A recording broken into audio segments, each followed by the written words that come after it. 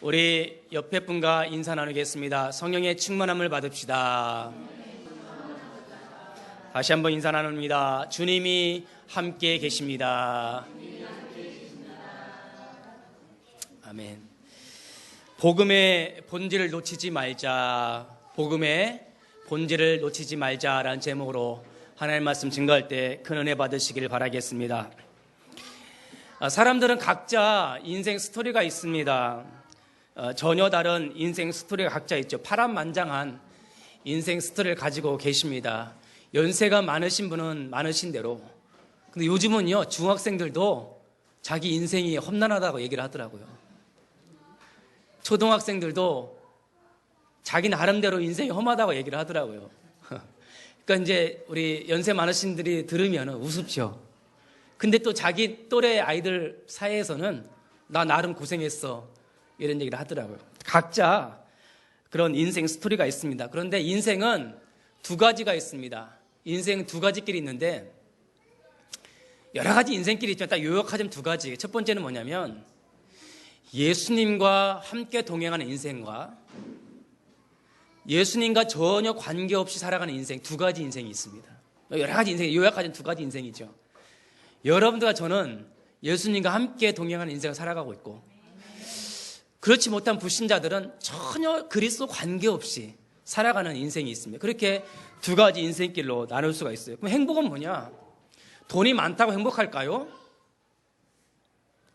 돈이 많으면 행복하다고 생각을 하죠. 근데 돈이 많은 사람들도 싸우고 불행하게 살더라고요. 행복은 예수님과 동행하는 것입니다. 예수 그리스도의 복음이 나의 복음이 될 때 그 사람은 정말 축복받은 사람입니다. 불신자들은 이해를 못하죠. 절대 이해를 못합니다.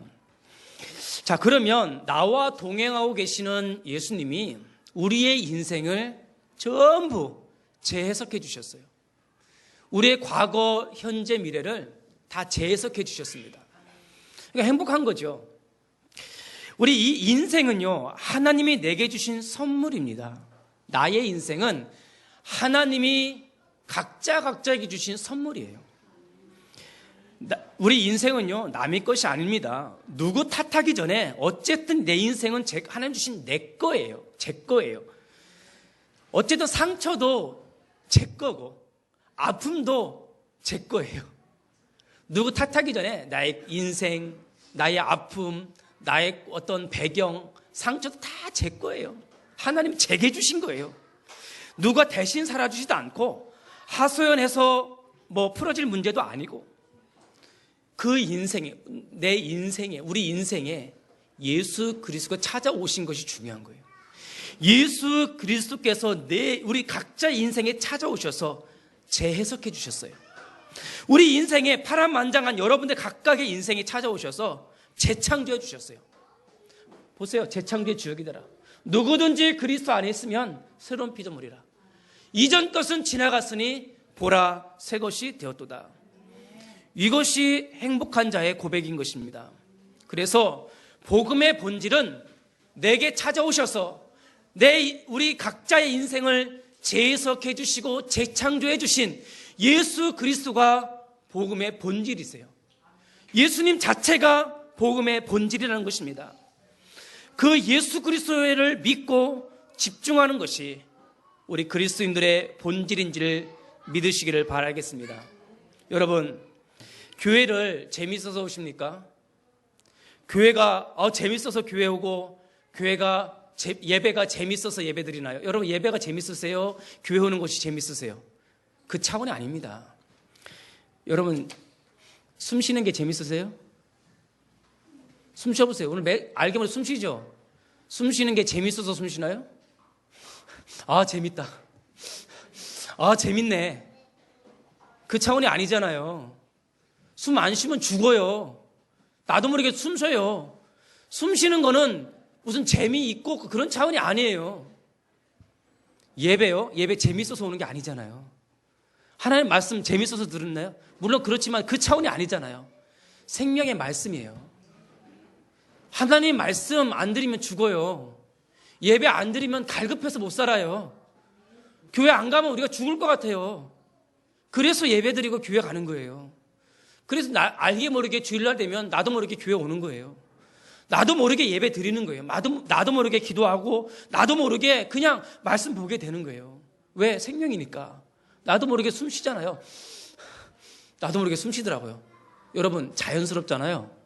숨 쉬는 게 의식이 되면 그 사람 병자예요. 이렇게 숨 쉬는 사람 병자예요. 건강한 자는 나도 모르게 숨 쉬어요.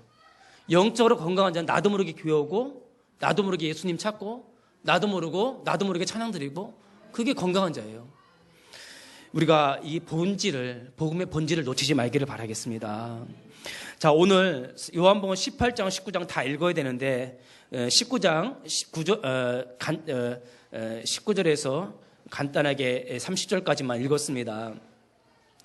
여러분, 오늘 이 18장 19절은 예수님의 십자가의 죽음에 대해서 자세하게 기록되어 있습니다. 그리스도의 십자가야말로 복음의 본질입니다. 우리가 항상 묵상해야 될 내용인 것입니다. 오늘 말씀을 통해서 복음의 본질을 굳게 붙잡는 여러분 되시기를 주님의 이름으로 축원드립니다. 자, 오늘 첫 번째 우리가 기억할 것이 예수 그리스도의 십자가 복음인 것입니다. 18장 19절 내용을 좀 간단하게 설명을 드리도록 하겠습니다. 여러분, 예루살렘 제가 가봤는데요. 제가 뜻하지 않게 예루살렘 갔어요. 제가 정말 공짜로, 하나님 저를 공짜로 해를 많이 돌아다니게 하셨어요. 이집트도 공짜로 갔다 오고, 예루살렘도 공짜로 갔다 오고, 케냐도, 에티오피아도, 루안다도, 칠레도, 미국도, 일본도, 중국도, 간 데 많네요. 하나님 공짜로 그렇게 전 세계를 돌아다니게 하셨어요. 참 하나 은혜, 젊은 나이에. 저는 이제 해외여행 한을 풀었어요. 여한이 없어 저는 넘어갔다. 근데 참 기억에 남는 게 예루살렘이에요. 근데 예루살렘에 가면 거기는 척박한 땅이에요. 나무가 없어, 사막이에요. 아무것도 없어. 그냥 이렇게 있어. 근데 거기 가면요, 예루살렘이 딱 보여요. 성이 딱 보이는데 그 밑에 언덕이 있어요. 언덕이 쭉 전부 무덤이에요. 전부 무덤이에요. 무덤인데 그 무덤이 골고다라고 그랬어요. 해골. 그 언덕, 거기에 예수님 죽으신 그 무덤, 지금도 무덤이 있어요. 근데 그 건너편에 보면은 옛날에 물이 흘렀던 계곡이 있어요. 그 기드론 시냇가라고 해요. 지금 물이 없죠. 근데 그 기드론 시냇가 건너편에 아주 오래된 고목 같은 나무들이 막 있어요. 그게 뭐냐면 올리브 나무예요. 그게 3,000년 된 올리브 나무래요. 이게 나무가 키가 작은데 제가 이걸 안 잡혀요. 제가 직접 가봤거든요. 이걸 안 잡혀요. 키가 짤딱막해요. 근데 나무가 제 손으로 안 잡히는 오래된 올리브 나무가 있어요. 그거를 감람나무라고 해요. 감람나무. 그래서 올리브유가 굉장히 좋아요. 근데 예루살렘에 그 올리브유를 가지고 굉장히 많이 썼어요. 먹기도 하고 음식도 하고. 근데 거기 그것을 감람원, 또 감람산이라고 해요.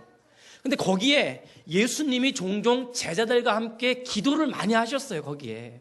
그러니까 이제 밤에 가서 거기서 주무시기도 하고 감람산에서 기도도 하시고 거기 많이 가셨어요. 그러니까 제자들이 그 기도초가 있었죠. 근데 거기에 감람나무가 많이 있었기 때문에 감람나무를 기름을 짜는 기계들이 많았어요. 거기에 그 기름을 짜는 기계 이름이 겟세마네예요. 겟세마네가 기름을 짜는 기계 이름을 겟세마네라고 해요. 그래서 거기를 겟세마네 동산이라고 그럽니다. 그러니까 예수님이 제자들과 함께 겟세마네 동산에 가서 자주 기도를 하셨어요. 근데 그날도 이제 예수님의 말씀을 다 마치고 잡혀가시기 전날 밤에, 그 밤에 예수님이 제자들 데리고 그 겟세마네 동산에 가세요. 가셔서 거기를 간절히 기도를 하시는 거예요.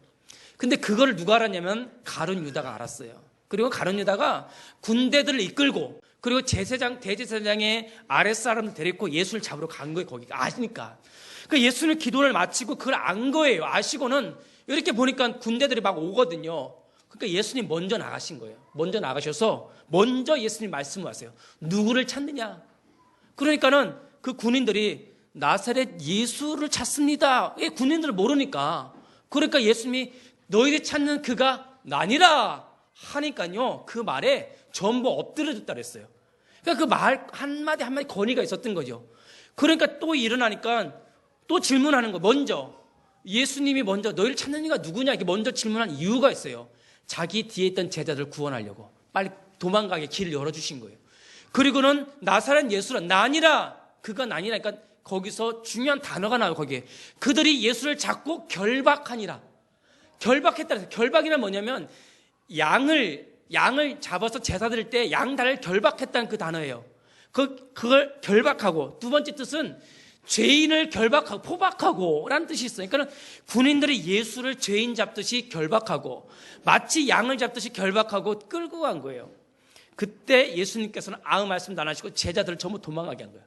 근데 도망가지 않은 두 제자가 있었어요. 한 사람은 베드로고 한 사람은 이름 모를 제자라고 해서 돼 있어요. 그 두 제자가 그 뒤에 숨어있던 거 있다가 베드로가 칼을 가지고 그 제사장의 종 하인의 귀를 잘라버린 거예요. 거기서. 그러니까 예수님이 칼로 대적하는 자는 칼로 망한다 하면서 그 귀를 잡아다 붙여주신 거예요. 다시 붙여진 거예요. 그리고 베드로는 도망간 거예요. 그 제자 한 명과 베드로가 도망가서 숨은 거 어떻게 되나 본 거예요. 다른 자는 다 도망가 버렸어요.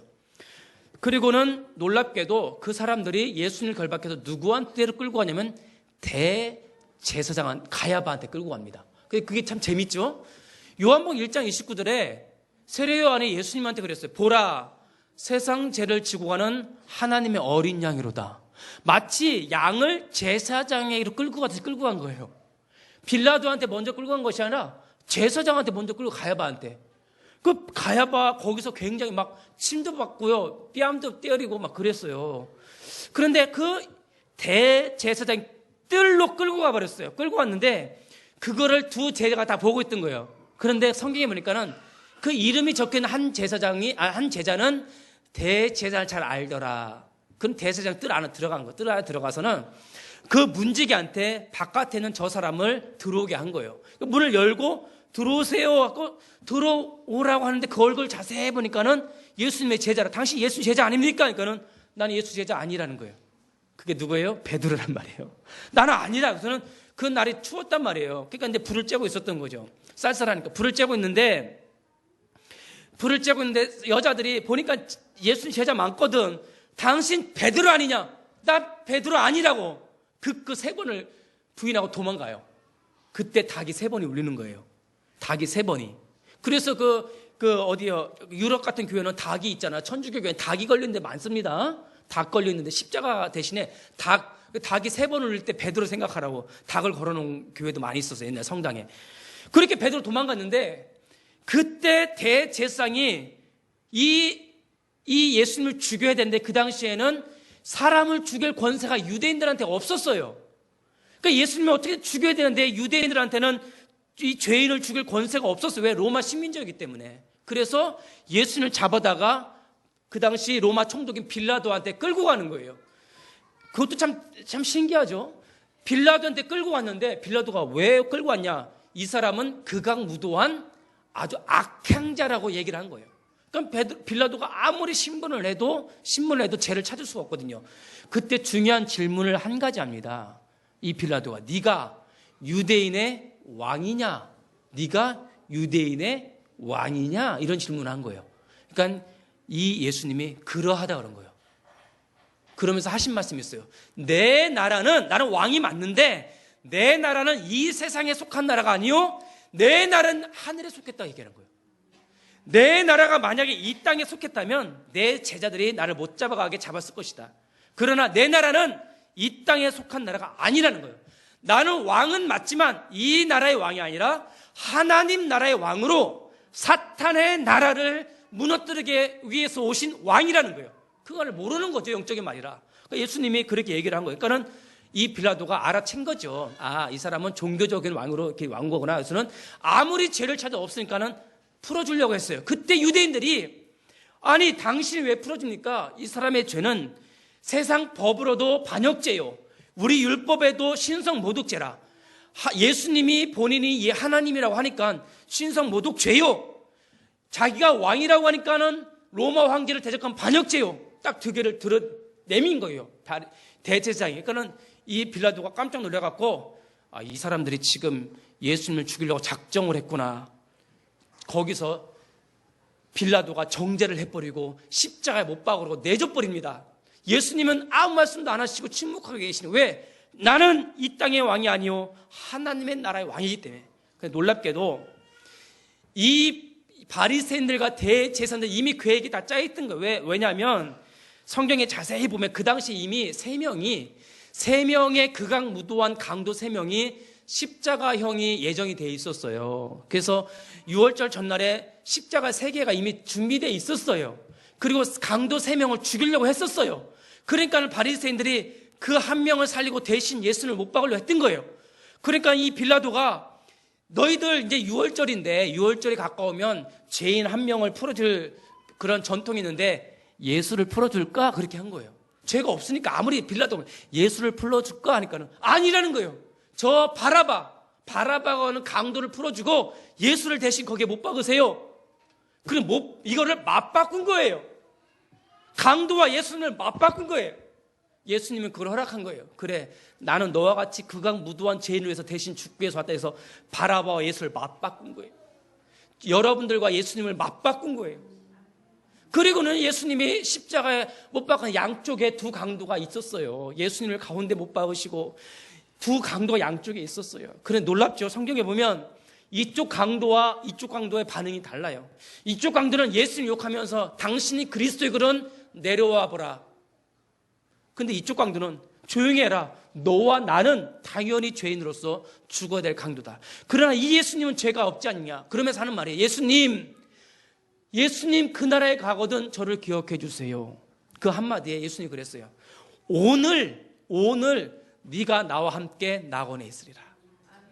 그리고 이 사람은 즉시 구원받았고 이 사람은 지옥 갔어요. 제가 서론해요. 인생은 2가지 인생이 있다고 그랬어요. 예수님과 함께 동행하는 인생이 있고 예수님과 함께 동행하지 않는 불신자의 인생이 2가지가 있다고 그랬어요. 예수님은 십자가에서 내가 바라바라 하는 강도와 맞바꿔서 온 인류 구원을 위해서 십자가에 죽었고 나를 믿는 자는 이 사람과 같이 영원히 천국에 임하고 나를 믿지 않는 자는 이 사람과 같이 영원히 지옥에 간다는 것을 십자가에서 다 보여주신 거예요. 예수님이 십자가에서 그렇게 모든 걸 다 보여주시고 거기서 피 흘려 돌아가시면서 마지막 한 말이 있어요. 내가 목마르다 하니까 신포도들을 이만 해면에다가 축축 적셔갖고 예수님 입에다 댄 거예요. 마지막 포도주를 맛보시고는 한 말이 있어요. 마지막 내가 다 이루었도다. 내가 다 이루었도다 하시고는 그 영혼이 떠나가시나. 그 영혼이 떠나가시니라. 다 이루신 거예요. 예수님께서 모든 죄 문제를 끝내놓으시고 하나님 만나는 길을 열어놓으신 거예요. 그 영혼이 떠나갈 때요, 하나님 만나는 길이 확 열린 거예요. 그 지성소를 가로막고 있던 그 성전에 막고 있던 휘장이 싹 갈라진 거예요. 예를 들면 예전에는 이 단을 이렇게 막아놨었어요. 하나님 제사장만 들어가도록. 이것이 확 찢어버려요. 그걸 다 이루시고 떠나가십니다. 그때 예수님의 12제자 외에 또 다른 제자가 있었는데 아리마대 사람 요셉이라는 사람이 아주 부자였어요. 그 부자가 자기를 예수의 제자로 알리지 않은 거죠. 핍박받을까. 근데 담대하게 빌라도한테 가서 예수의 시체를 달라. 그런 그 아리마대 사람 요셉이 친히 십자가에서 못을 뺀 거예요. 못을 빼고 시체를 가져다가 세마포에다 싸서 무덤에다 집어넣고 돌을 막아버린 거예요. 이 말은 무슨 말이냐면 진짜 죽었다는 거예요. 기절한 것도 아니고 진짜 죽은 걸 확인한 거예요. 그리고는 진짜 살아난 거예요. 그래서 이 복음이 증거된 거예요. 증인들의 증거예요. 이거는 진짜 죽었고 진짜 살아났어요. 500여 명이라는 사람이 진짜 확인한 거예요. 이거를 진짜기 때문에 믿는 거예요. 예수님이 이렇게 돌아가신 것은 그 십자가가 나를 구원하는 능력이 돼요. 이 십자가의 복음은 나를 살리는 하나님의 능력이 되는 것입니다.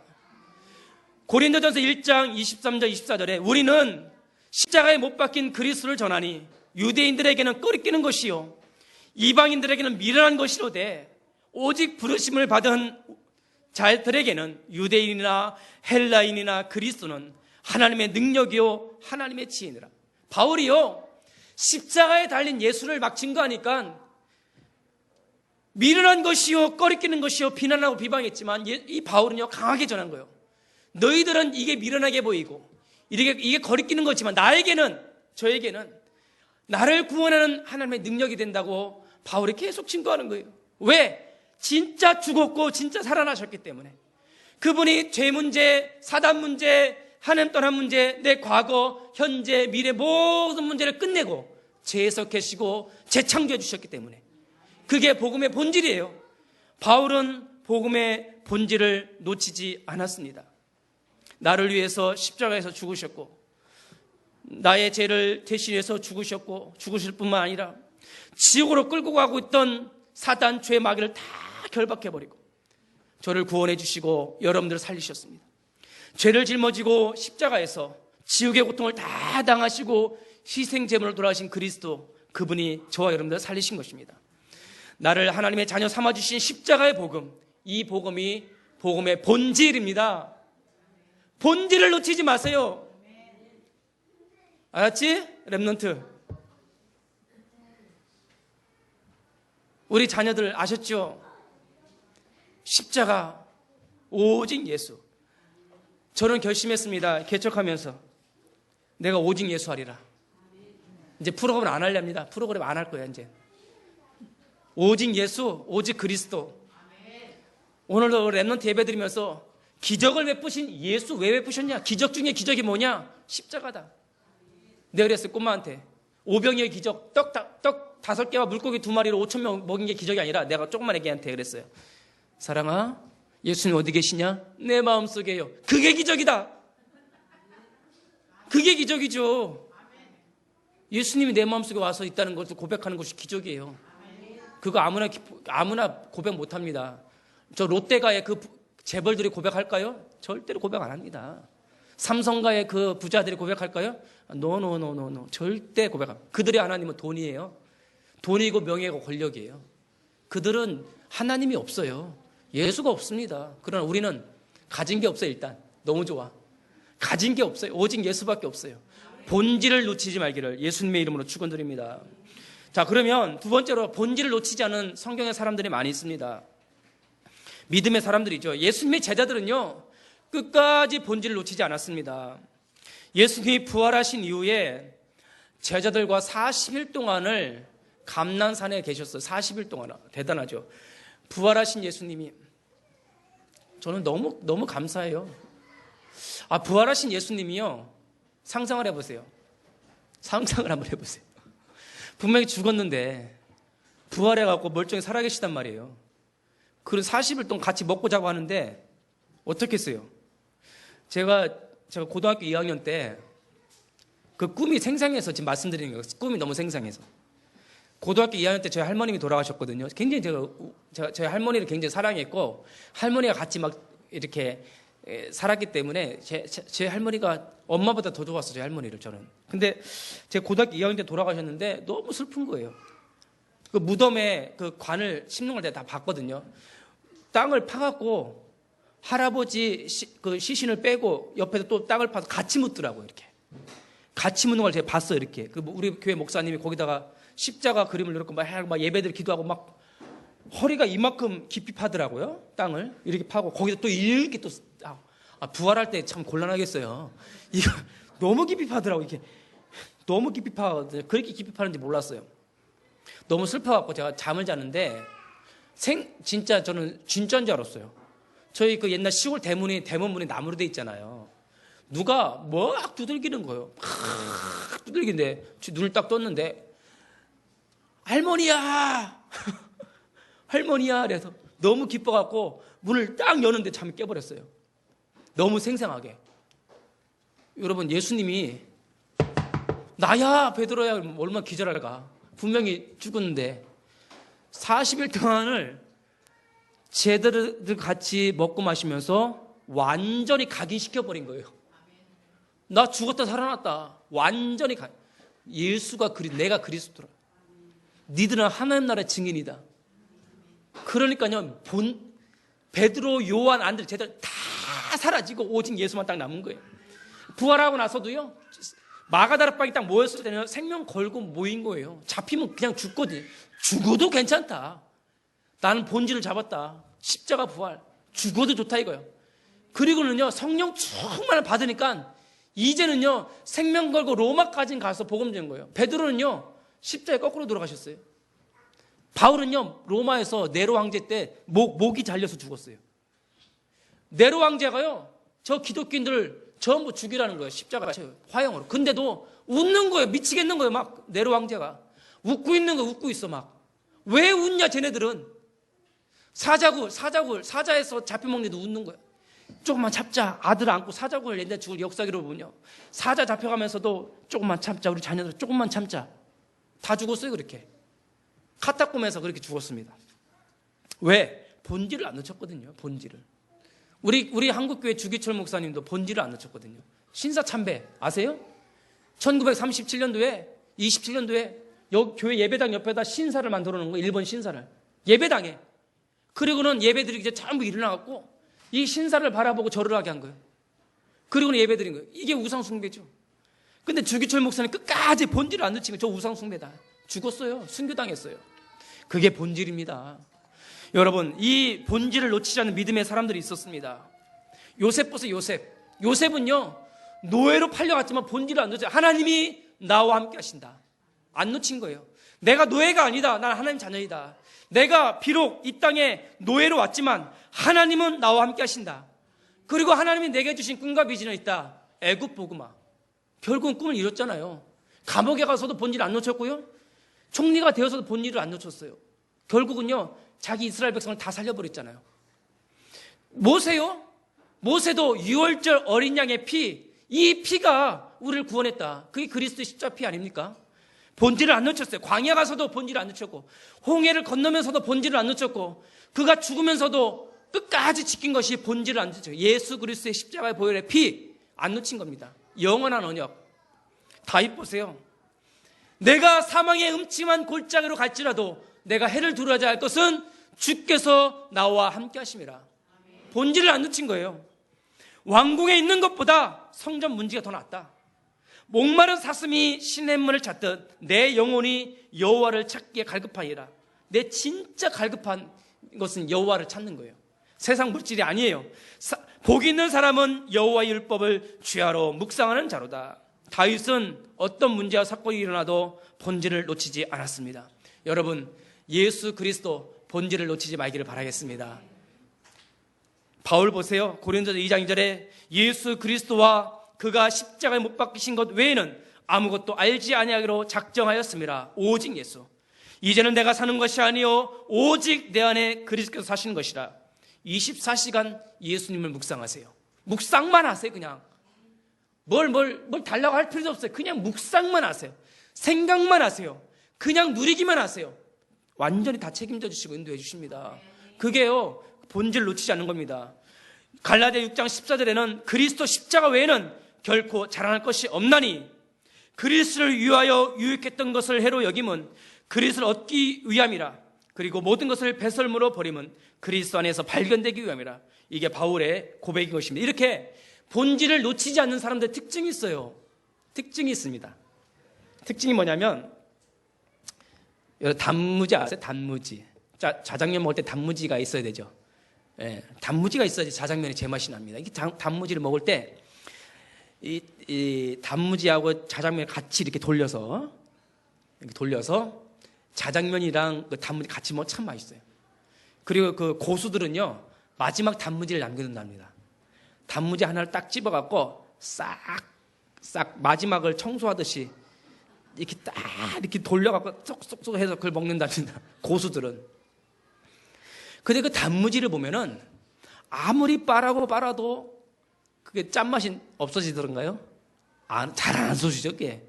왠지 압니까? 짠물에 너무 오랫동안 푹 담겼어요, 이 단무지는.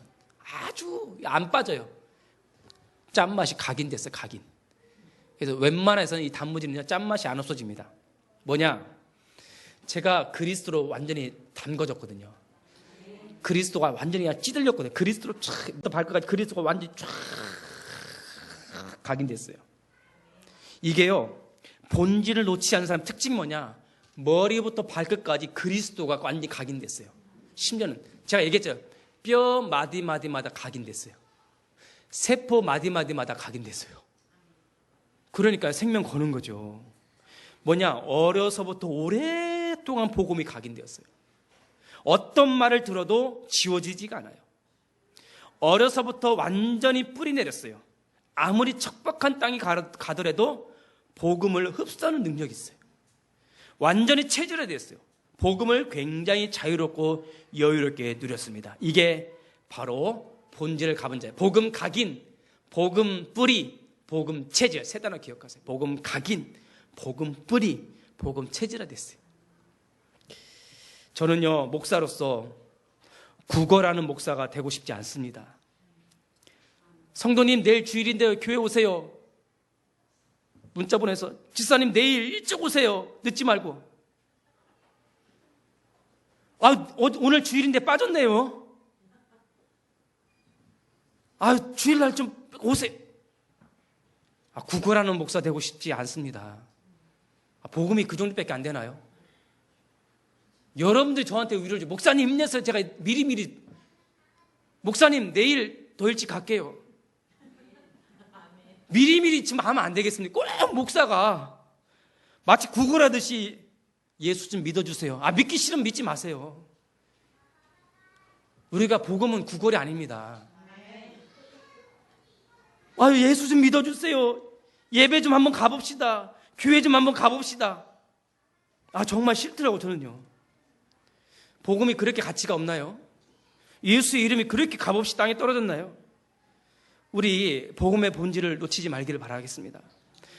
복음이 각인되고 뿌리 내리고 체질화돼서 정말 여러분 오늘 이 말씀 요한복음 18장 예수님이 왜 십자가에 죽었는가?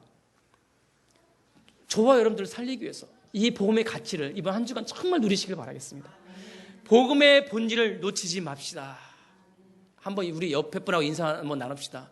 복음의 본질을 놓치지 맙시다. 오직 예수만 바라봅시다. 아멘. 결론입니다.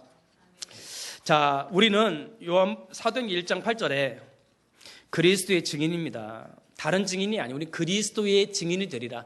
내 증인이 되리라. 그리스도의 증인이 되리라. 저 일본은 참 일본 어떻게 할 거죠? 일본. 네, 강단에 이런 말씀하면 일본도 구원받아야 될 존재지만은 참 아베 총리. 지금 여기서 내가 말 안 할 수가 없습니다. 우리 아베 총리. 이번에 14일 날 이제 담화문을 공부를 하는데 초안이 나왔어요. 담화문 초안이 나왔는데 일본 신문들도 비난을 하더라고요. 아베 총리를. 뭐냐면은 그 침략에 대한 사죄는 물론이고 유사한 문구도 하나도 없는 거예요. 담화문에 보니까. 반성이란 단어는 있어요. 반성. 그런데 식민지 지배와 침략이라는 문구는 하나도 없는 거예요. 그러니까는 오히려 일본 지식인들과 아사히 신문에 오히려 비난하더라고요. 명확하게 사죄라는 표현을 안 쓰는 거예요. 명확하게. 즉 이 사죄의 의미가 명확하게 전 세계에 전달되기 위해서는 침략의 대상을 명확하게 명시를 해야 된다나요? 자기가 사죄를 요구를 하려면 내가 침략한 그 대상자에 대해서 그 대상을 명확하게 이름을 내야지만이 그 사죄가 명확해진다는 거예요. 그러니까 내가 누구누구한테 잘못했습니다라고 그 대상을 정확하게 해야 된다는 거예요. 그래야지만 그 사죄가 명확해진다는 겁니다. 우리가요, 이 복음도 마찬가지입니다. 우리가 명확해야 돼요. 우리가 좀 분명해야 됩니다. 우리가 위야위야 흐지부지 이렇게 한다면 복음을 정확하게 누릴 수가 없습니다. 명확하게 돼요. 우리는 누구의 증인이냐? 예수는 그리스도의 증인이에요. 우리는 십자가의 증인이에요. 명확하게 됩니다. 교회의 증인, 목사님의 증인도 아니에요. 우리는 예수 그리스도의 증인이에요. 명확하게 하셔야 됩니다. 십자가와 부활의 증인이에요. 우리는 하나님 나라의 증인이에요. 우리는 오직 성령의 증인이에요. 이 세 가지로 명확하게 하라는 거예요. 오직 예수는 그리스도. 다 끝났다. 오직 하나님의 나라. 나의 배경은 세상이 아니다. 두려워하지 말라. 오직 성령 충만. 내 힘이 아니요 오직 성령의 힘으로. 이렇게 여러분들의 복음을 명확하게 하시기를 바라겠습니다. 그래서 이번 주 한 주간은 요한복음 18장 19절 한번 묵상해 보세요. 18장 19절 한번 읽어보고 묵상해 보시고 오늘 강단 메시지 본질을 놓치지 말라. 흔들리지 말고 오직 그리스도 바라보면서 승리하는 그리스도의 증인이 되시기를 예수 그리스도 이름으로 축원드립니다. 살아계신 하나님, 은혜와 사랑 감사합니다. 예수님께서 저 골고다 언덕에서 십자가에 죽기까지 우리를 사랑하신 그 은혜를 우리가 기억하고 예수 그리스도의 이 복음의 본질을 놓치지 않게 도와주시옵소서. 오직 예수 그리스도만 바라보는 저희들 되게 도와주시옵소서. 정말 생명건 전도 제자들이 되게 도와주시옵소서. 그래서 지원민족 세계복음화에 쓰임받는 주역이 되도록 축복하여 주시옵소서. 살아계신 예수 그리스도의 이름으로 기도드리옵나이다. 아멘.